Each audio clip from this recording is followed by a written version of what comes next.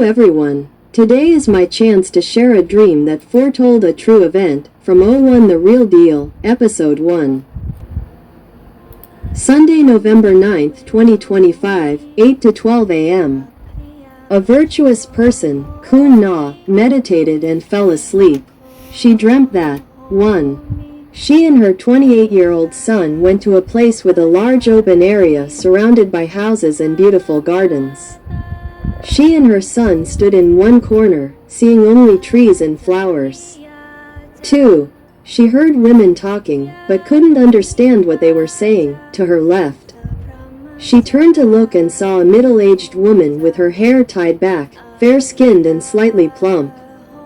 Wearing a white laywoman's attire from Wat Phra Dhammakaya, she was pointing in various directions, speaking loudly, and taking pictures of the surroundings with her phone. 3. She tried to listen and heard the woman hand her phone to another woman, a younger woman also wearing a laywoman's attire and with her hair tied back. She couldn't see their faces. The woman gave instructions: take pictures and record a video, just as I describe it.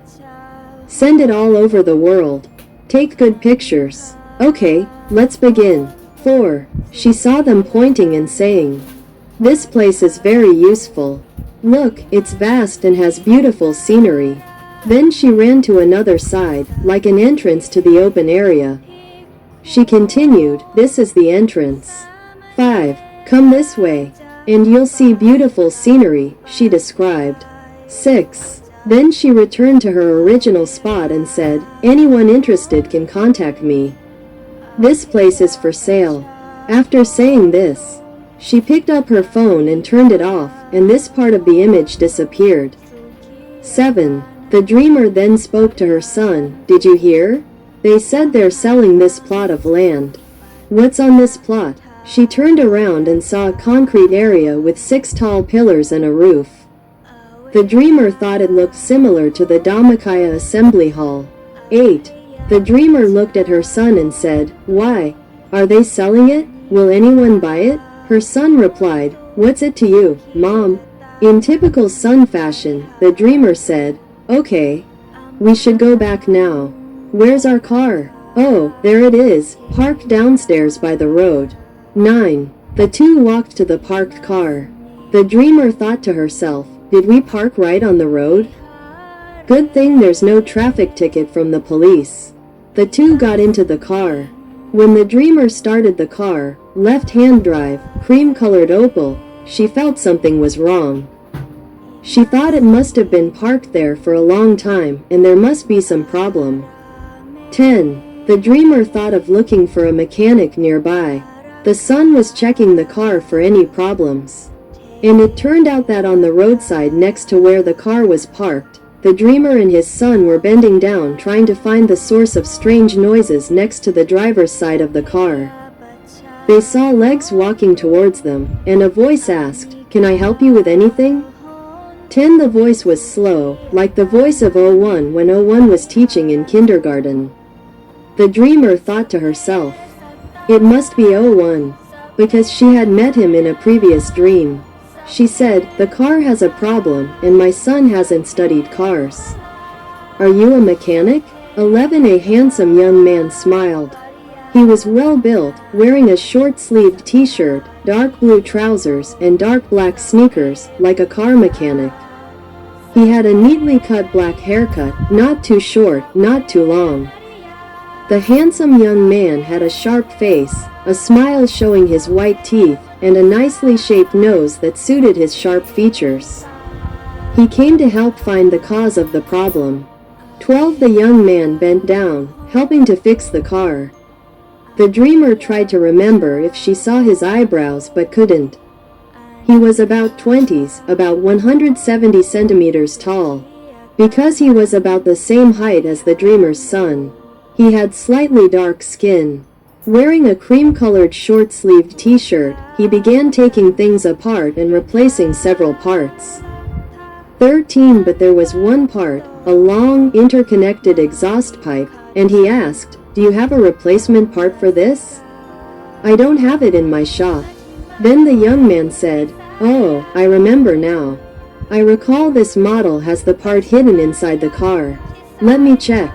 14. The dreamer stood watching and smiled, thinking to herself, is this O1? He didn't answer, but continued taking things apart. Both inside and outside the car, near the passenger's footwell, right side. He opened it up and said, oh, this model doesn't have it. It means this is an older model, not the one I was referring to. I'm sorry, but I think the original part is still usable. You should be able to drive it home. 15. While talking to the handsome young man who was repairing the car, the dreamer mentally communicated with him, whom she believed to be O1, thinking, O1, that's my son, the one I intend to have ordained as a monk to honor you. May this wish come true. May it be successful, said O1, smiling and giving the answer through his heart, Amen. 16. The dreamer stood watching, still wondering in his heart, O1. Did you hear that woman advertising the sale of this plot of land? And if you were O1, what would you think? The handsome young man only smiled and made the dreamer think to himself that the place is external, it can be improved or a new place can be found. Don't think too much about it. 17. The dreamer only smiled and understood the answer he had received. In his heart, he thought that the woman advertising the sale of that plot of land was Auntie Ee. And the mother and daughter drove away from that place. He opened his eyes at 12 p.m., analyzing and explaining this dream, summarized by a true expert. 1. Because of cooperation with the light side, the virtuous side, led by O1 and his Dhammakaya knowledge, defeated the dark black side that was dominating. 1. The temple and its followers were able to go there in the past 10 days, starting October 29, 2025, based on a dream of the same dreamer on October 30, 2025. As recounted on the Kiantawan page in point 2 above. 2. From a dream of a true enlightened person 2 months prior, O1 stated that after the Kathina ceremony in 2025, soldiers would invade and seize Wat Phra Dhammakaya using the military authority of someone. This follows years of operation involving sinful activities disguised as merit-making, deceiving temple members and raising funds for their own benefit since 2019. 3. The arrival of the Light Faction, through a special method, in cooperation with the Dhammakaya teachings of O1, who is not in the temple, was able to subdue the Dark Faction. The hope of using military force to seize and completely occupy Wat Phra Dhammakaya is gone. The only remaining issue is the individuals whose minds are still clinging to delusion caused by deceptive information. The delusion in the hearts of this group, who know nothing because they are unaware, must be rectified. 4. This dream indicates that in the near future, within 2 months, January 2026, there will be no more military forces coming to seize the temple. What the fraudsters have done, they will eventually find a way to escape and save themselves, abandoning the temple. If the majority of the temple people do not become aware of the truth that they must reclaim the temple from the hands of the monks, the temple will be sold by a woman who impersonates the owner, using the monks' power to deceive the temple people all along. 5. Because the Kabul, which represents Islam, has been overthrown and eliminated from the world by the Light Faction, no one will want to seize the land of Wat Phra Dhammakaya anymore, according to the original plan of O6 in collaboration with someone else. Even O6 will not have to pay the debt when the creditor, the Kabul, is eliminated. However, their greed, if no one addresses it, will continue to find ways to sell the temple's assets to line their own pockets as is their habit, including the various buildings of the temple. 6. The dream indicated the area of the International Dhammakaya Assembly Hall building. The dreamer knew in their heart that the woman who wanted to sell this land was Auntie Ee, who was behind the forgery of O1's teachings by Phra in collaboration with the purple higher-ups all along. since the purple higher-ups are the Cabal's followers. They will also be eliminated by the light faction and will have no power over the temple's assets. 7. The people who have the right to the temple's property are all those who initially co-founded the temple.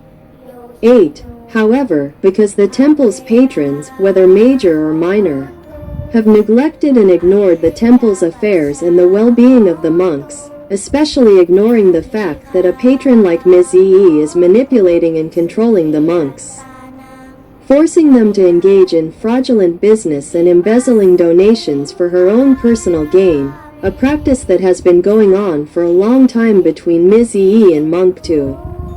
When Cabal's influence wanes, the power of the purple-clad figure above will also disappear, and O6 will also lose its power. 9. If the other patrons of the temple continue to ignore the truth about what really happened at the temple and what the real O1 wants her children to do with the temple, for example, if she wants the temple back under her own management and for the monks to only perform 2 religious duties, the temple will be seized by Ms. Ee, who has always presented herself as the sole owner and used the monks to work for her. And then, Ms. Ee will be able to do whatever she wants with the temple since no one dares to interfere. 10. This dream indicates that in the next 2 months at the earliest, Ms. Ee will announce the sale of the temple's buildings and premises, specifically the parts that can be sold. Because when Islam, which is the Cabal, is eliminated, it can no longer be sold to Islam. There are no buyers anymore. Therefore, a new buyer must be found because of the need for money according to one's own greed. 10. When the dreamer thinks of leaving the temple, they find that their parked car is malfunctioning and cannot be driven. This means that the spiritual state of practice to attain the Dhammakaya wisdom that the dreamer has cultivated across lifetimes has simply not been driven for a long time.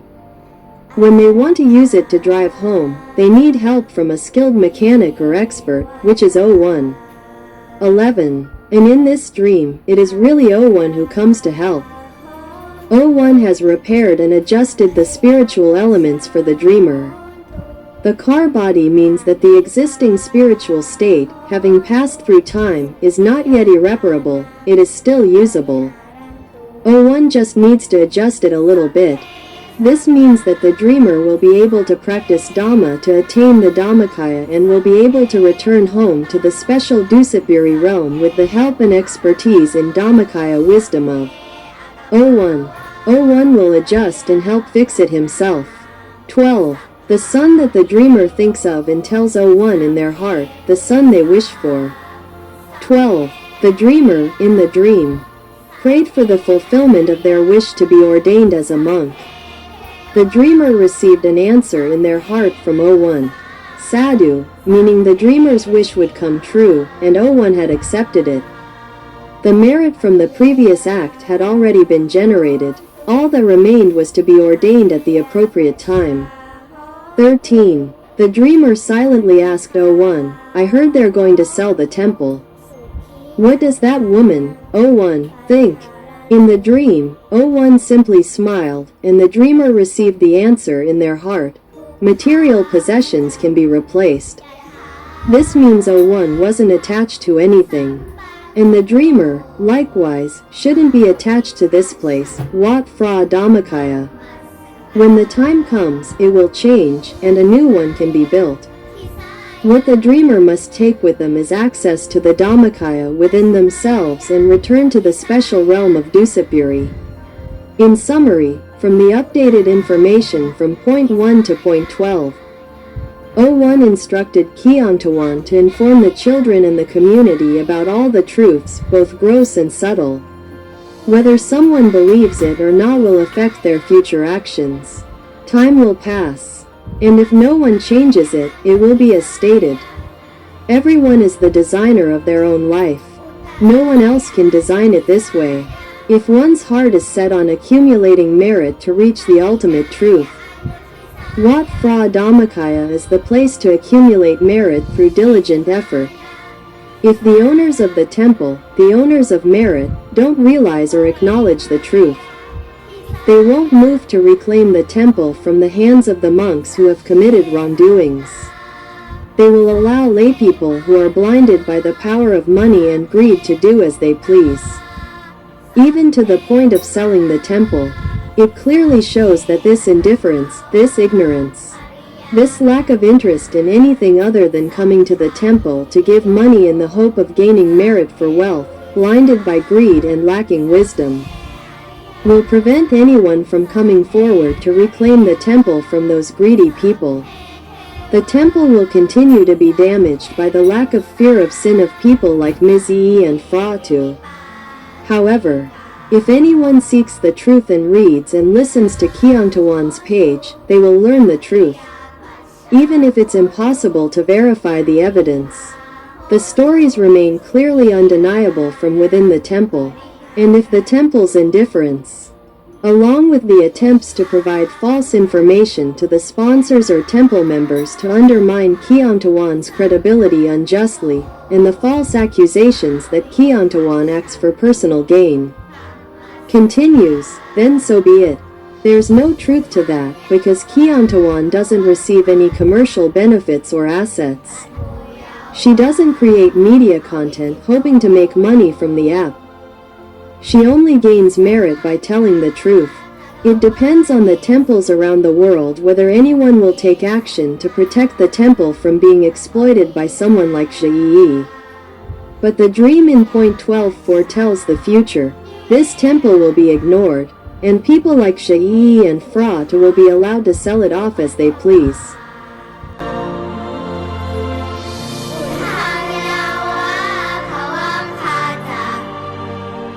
Atoya